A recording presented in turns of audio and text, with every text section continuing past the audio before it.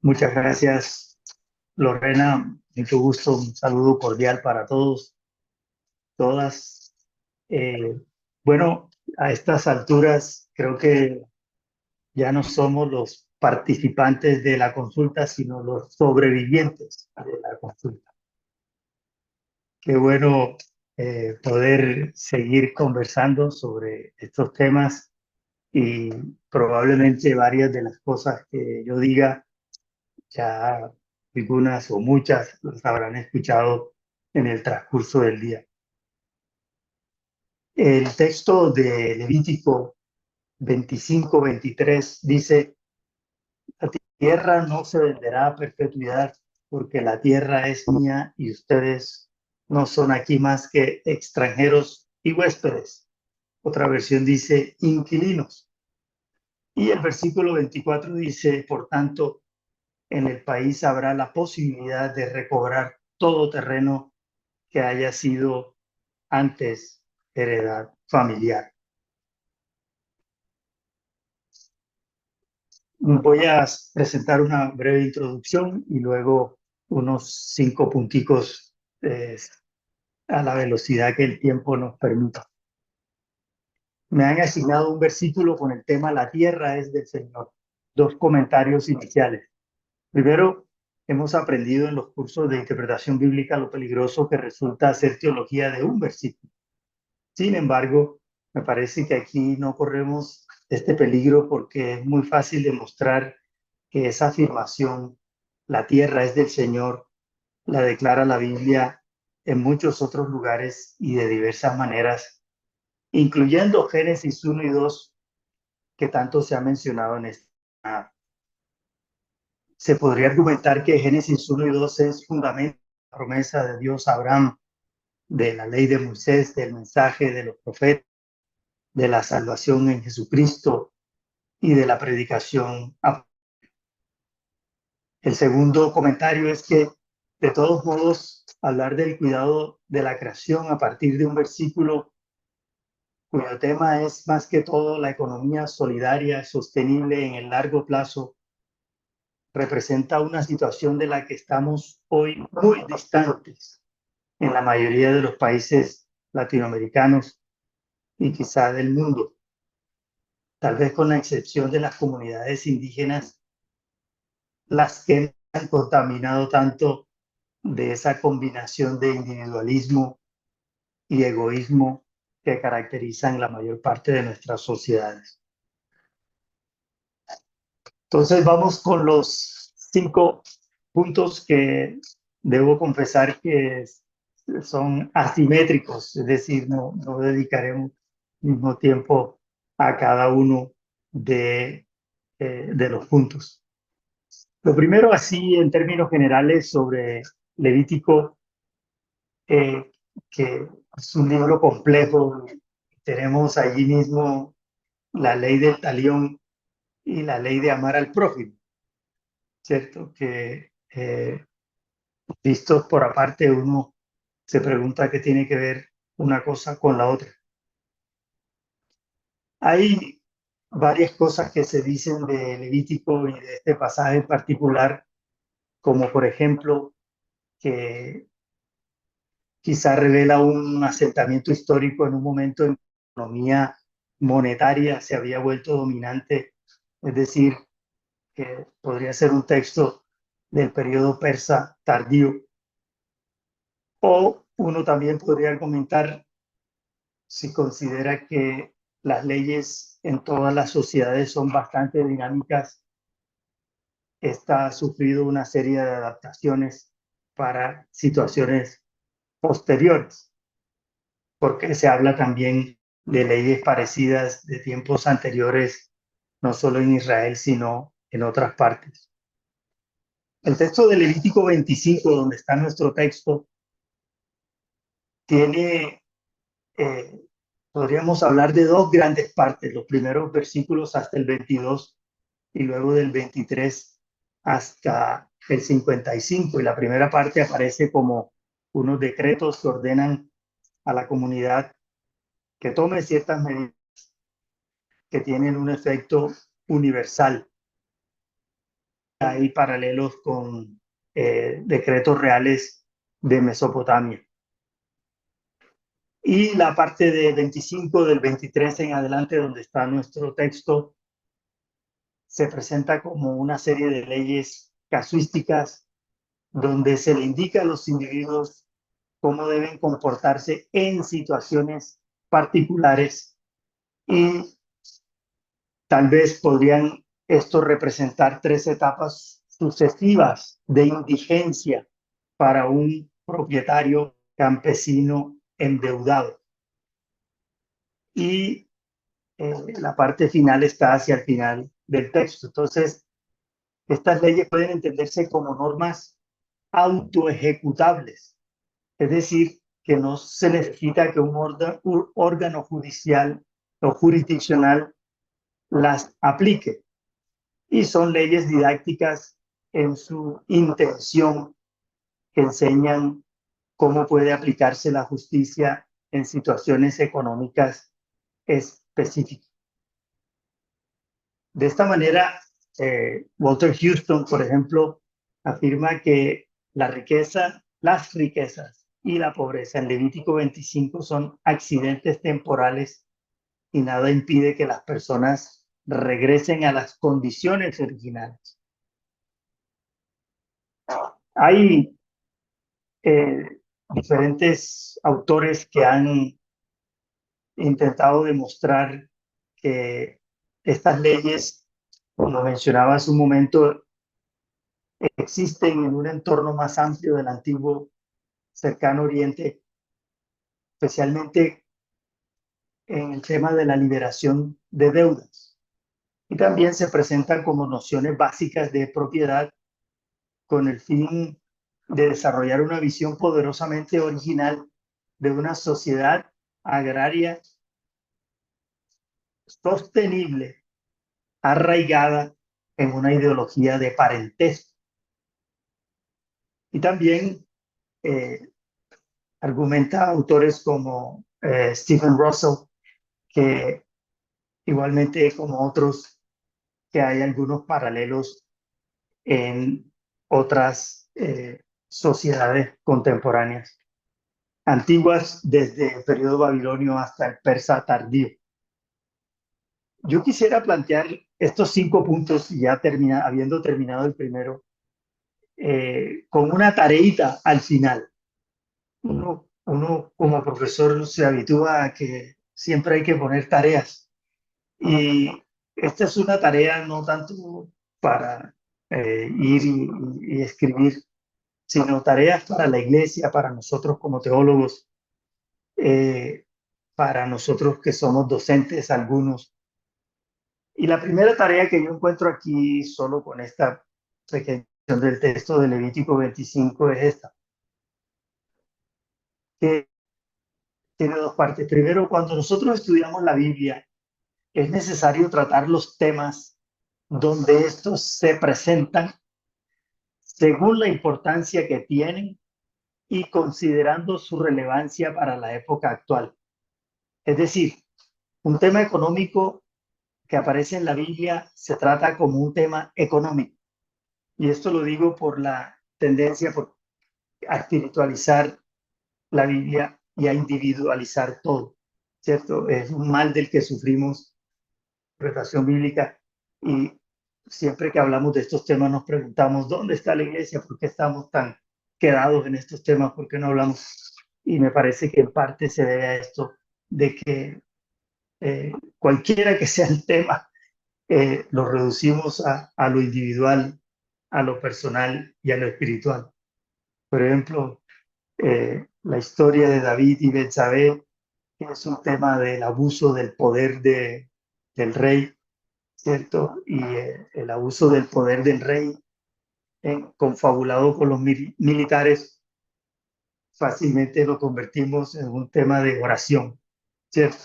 De que David hizo esto y todo, por lo tanto hay que orar. Y no se trata de eso, lo que el texto nos muestra es una vigilancia que hay que tener a los poderes, sean políticos, militares, civiles. Entonces, lo primero es lo de tratar los temas donde aparecen, como aparecen, según la importancia que tienen y la relevancia actual. Y la segunda parte de la tarea es notar si el texto presenta un asunto que es permanente o transitorio, es decir, si uno le puede seguir la trayectoria al tema en la Biblia y si tiene un asidero en algo permanente.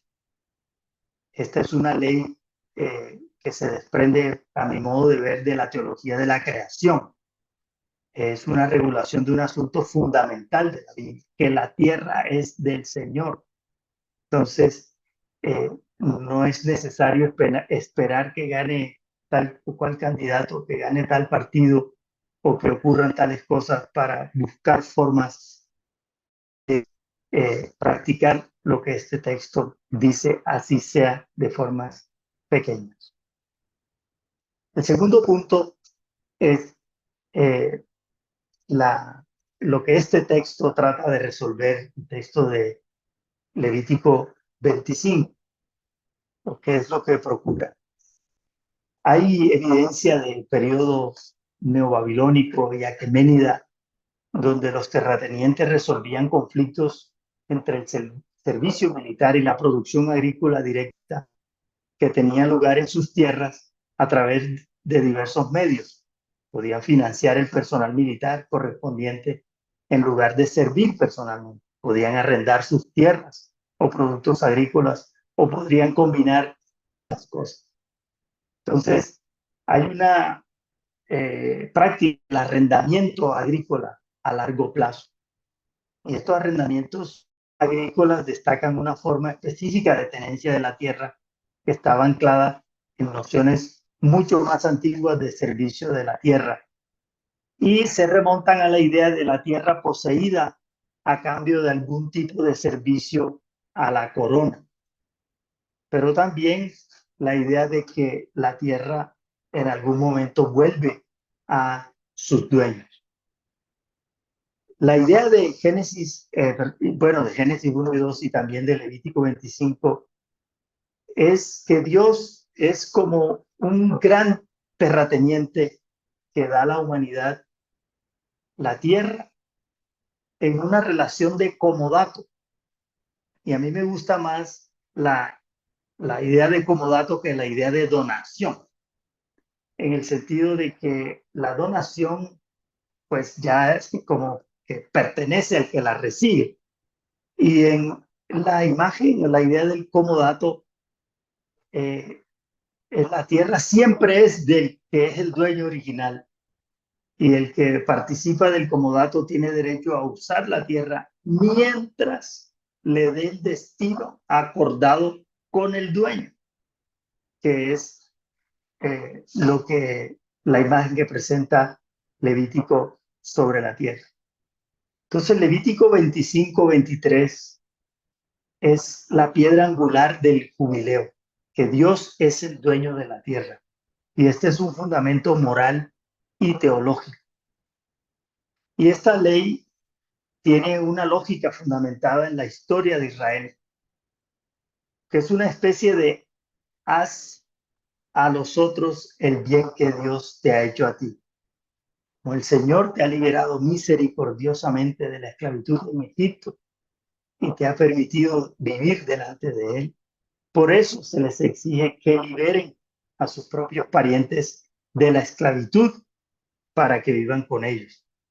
Como si Dios dijera, no te saqué de la esclavitud para que tú ahora te conviertas en esclavizador. Pero ya sabemos por la historia la facilidad con la que los creyentes pasamos de perseguidos a perseguidores y de marginados a marginadores. En esencia, Levítico 25 aborda el problema de la pérdida de tierras y sugiere un mecanismo para revertirlo regularmente, como el diezmo del tercer año y las leyes de liberación de deudas de Deuteronomio. Así que estas son formas prácticas como estos textos buscan crear un estado de justicia social a través de el jubileo. Y obviamente que esta ley no existe sola, sino que está combinada con otra serie de leyes. Vale la pena mencionar que ahí en el capítulo 25 de Levítico, tu hermano aparece 5 veces. Y esto me parece importante para notar que es en el contexto del reconocimiento de la humanidad del otro, ¿cierto? Que el otro es un ser humano, es tu hermano. Pues esta expresión tiene un sentido amplio, pero me parece importante resaltar algo que a veces es lo que falta en estas discusiones, que es la humanidad del otro. Así llegamos a nuestra segunda tarea y creo que toca acelerar porque este paso lo vamos a terminar. Pero hay una vez, el año 2019, estaba yo precisamente en un evento de educación teológica y un colega de un país escandinavo decía esto, que era con una contundencia aterrorizadora casi, decía, no me interesa hablar de ningún otro tema que no sea el cuidado de la creación. No, no me interesa nada más. Y decía él, si la existencia de nuestra especie está amenazada, no puede haber otro tema más importante que salvarlo.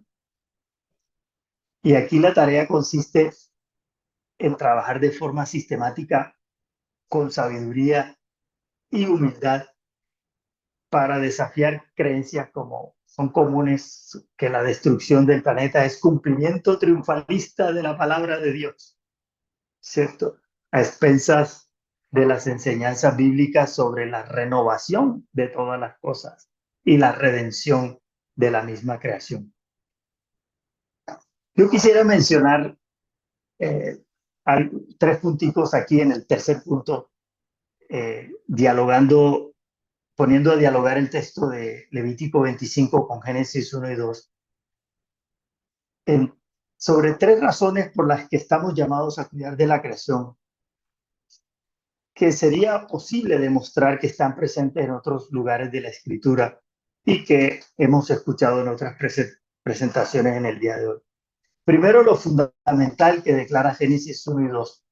Podríamos llamar esto el dogma, en el sentido de lo que creemos y lo que no cambia, y casi que no admite otra opinión, y que es lo que hemos dicho, la tierra es del Señor, porque el Señor la creó.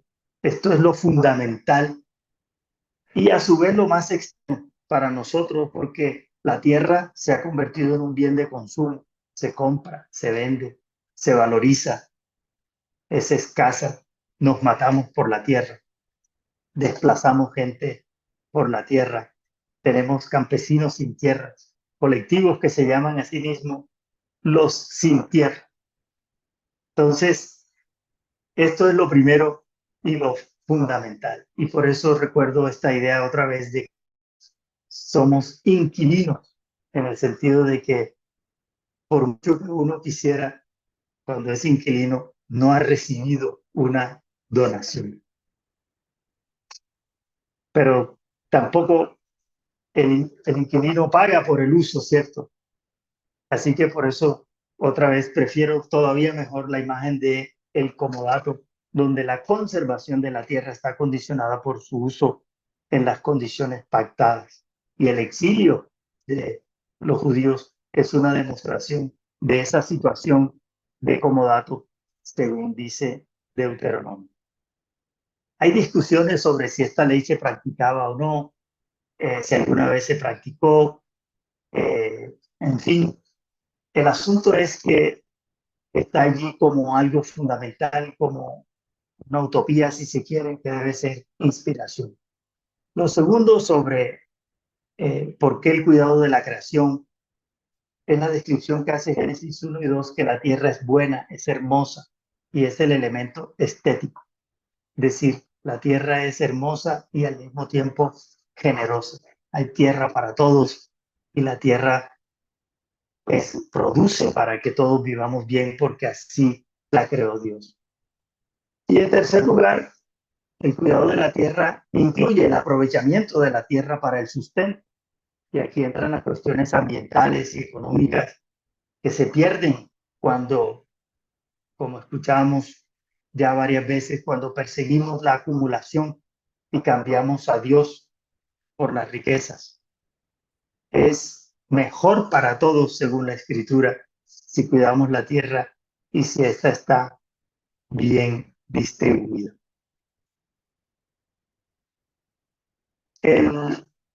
La tercera tarea, entonces, yo me quiero unir a la recomendación que hacía Rubén Ortiz, y es que para nosotros entender mejor el cuidado de la creación y que esto no era un problema en las culturas agrícolas, es necesario trabajar la tierra. Así sea en una jardinera, así sea en una maceta pequeña, pero es muy difícil apreciar la tierra y el cuidado de la creación si uno no tiene relación con la creación. En un mundo agrícola es mucho más fácil comprender esto. Yo hasta recomendaría el cuidado de un jardín orgánico, ojalá con compost y lombrices, porque esto tiene el potencial de cambiar nuestra vida, nuestra atención de la creación, y por otro lado nos ayudará a apreciar y a valorar a los campesinos, a los que trabajan la tierra. Es decir, tratar de producir una lechuguita, sacar un pimiento, un producto y comérselo da mucho gusto, pero también uno entiende lo difícil, la lucha, el trabajo que involucra esto, eh, y nos lleva a aprender el cuidado de la creación y a valorar el trabajo de los campesinos. ¿Por qué el cuarto punto es este? ¿Por qué estamos los evangélicos, cristianos evangélicos, tan rezagados en esta conversación? ¿Cierto? Como que hemos llegado tarde o hemos llegado. En mi trabajo sobre el libro de Oseas, que se enfoca en el tema de la corrupción, durante la investigación para este trabajo, aprendí a que los creyentes nos enfocamos en el culto como evento solamente, ¿cierto? En el culto, en el momento de la ceremonia que se hace, de la celebración, o con los diferentes nombres que se llaman. Y poco pensamos en qué es rendirle culto a Dios en temas como la creación, la economía y el cuidado de la creación. Y la tarea que yo propongo aquí en este cuarto punto es recuperar toda la escritura en el culto cristiano. Necesitamos recuperar el leccionario para el culto. Creo yo que nos hemos acostumbrado a retazos de la Biblia y nuestra teología termina siendo una colcha de retazos que podrá ser vistosa tal vez, pero deja mucha tela por fuera. No tiene muchas veces como las telas que tienen hilos continuos, vetas de principio a fin, que van de un extremo al otro. Y esto no ocurre en una colcha. En una colcha de retazos, todas las fibras son interrumpidas y hay veces colores que chocan, telas que no se cosen bien una con la otra, pero ahí está armada la colcha y una función cumple. Y nos hace falta, me parece, recuperar toda la Biblia para el culto cristiano como era en otros tiempos y como lo tienen todavía algunas tradiciones cristianas, pero yo diría que la mayoría no. Y a veces hay muchos temas que terminan siendo como novedosos, extraños, cuando en realidad son temas que atraviesan la totalidad de la escritura. Y el quinto punto es la pregunta de cómo hacemos nosotros, sobre todo las personas que trabajan en los temas de teología pública, ciencia social, impacto de la Biblia en la sociedad y temas como esto es la realidad de que nosotros no podemos imponer la Biblia en una sociedad secular, pero por lo menos podríamos no ser mal ejemplo, ¿cierto? Como vemos en la Biblia tantos malos ejemplos y que dice el apóstol Pablo de que hay que aprender de esos malos ejemplos. Y aunque no podemos imponer la Biblia, uno podría por lo menos inspirar. Y en la Biblia hay unas imágenes muy bonitas sobre la relación del ser humano con la tierra y que son imágenes tan sencillas como esta de como que la meta en la vida es que cada uno pueda sentarse debajo de su parra y de su higuera sin temor. Si logramos esto, estamos hechos, hemos llegado a lo mejor. Esto aparece en Miqueas, en Zacarías, en el libro de Reyes. También en Levítico, en el capítulo siguiente, Levítico 26, habla de la vida en paz y sin temor en la tierra. Y hay historias, si bien nos preguntábamos antes si se cumple esto de del jubileo o no, pero hay historias en la Biblia como las hijas de Zelofejad en Números 26 y Josué 17, a las que no les toca tierra y piden tierra. La historia de la mujer sunamita en el libro de Reyes, a la que le devuelven sus tierras cuando regresa después de muchos años. Y la historia de Ruth y Noemí, donde las tierras se conservan como parte de la familia y no se ceden a otros en perpetuidad.